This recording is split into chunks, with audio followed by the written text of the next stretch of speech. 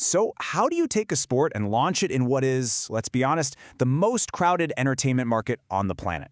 Yeah, that's the big question, right? It's what Australia's National Rugby League, the NRL, is trying to figure out as it plants its flag right in Las Vegas. Today, we're going to break down their playbook for trying to win over America, basically one fan at a time. And believe it or not, it all kicked off with this number, over 500. I mean, think about that. That's how many students, kids, showed up for just one event to try a sport most of them had probably never even heard of. So the real question is, how did the NRL possibly pull that off?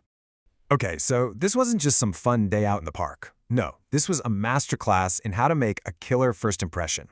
We're going to look at the exact tactics the NRL used to introduce a brand new sport to a totally fresh audience and, get them hooked right from day one. All right, let's set the scene here. The whole thing went down at the first ever Flag and Tag Schools Carnival, put on by the NRL, right there in Vegas. And as you're about to see, this seemingly casual sports day, well, it was anything but casual. It was a really, really strategic first move. I mean, the scale of this thing was just huge. We're talking more than 500 kids, and not just from one school, from elementary, middle, and high schools all across Nevada. They put together 45 different teams, both boys and girls. And the timing? It was just perfect. They scheduled it right before the NRL's big professional season opener in Vegas. Smart.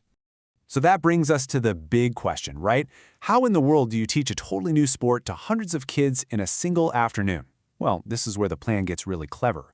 It was all about building this little bridge from something they already knew to something brand new. And here's how they did it. They started the day with something every American kid knows: flag football.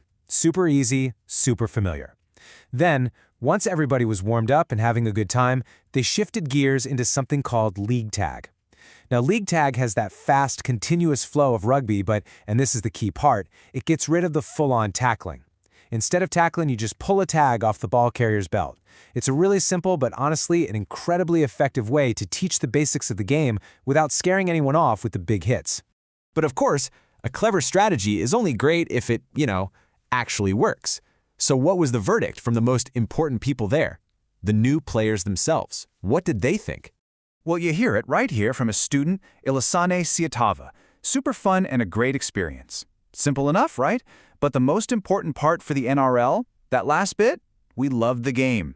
Boom! That's instant validation right there. And, it wasn't just about the game itself. Another student, Nela Totolo, talked about the social side of it. Meeting new people, learning new skills. That right there shows you the event was doing more than just teaching rules. It was actually building a community. And it wasn't just the kids, the teachers were blown away too. You have Lloyd Goldberg, a teacher from Silvestri High, who called the atmosphere electric and said the sportsmanship was some of the best he's ever seen. Look, getting the teachers on your side, that is a huge, huge win.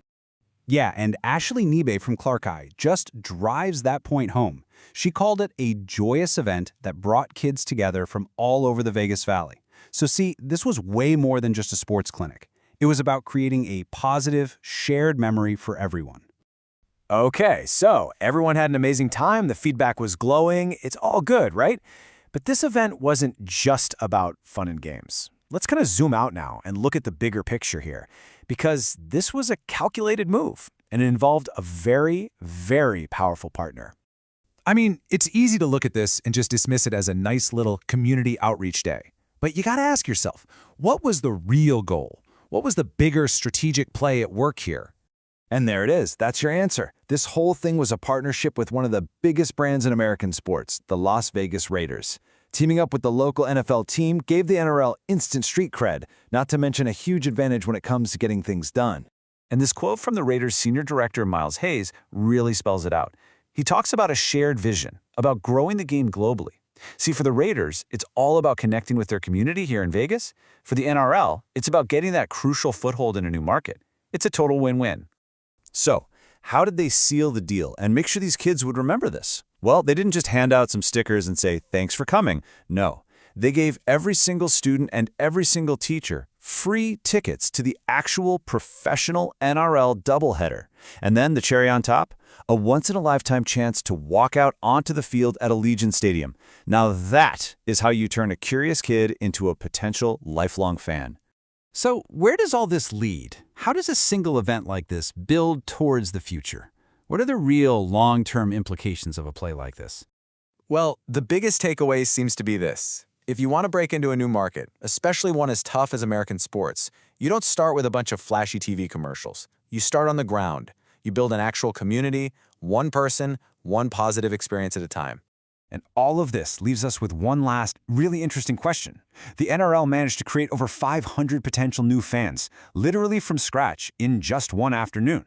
So is this the blueprint? Could this kind of grassroots, community-first strategy be the key for any foreign sport that's trying to conquer America? It's a big question, and after a day like that, the NRL has about 500 new reasons to think the answer might just be yes.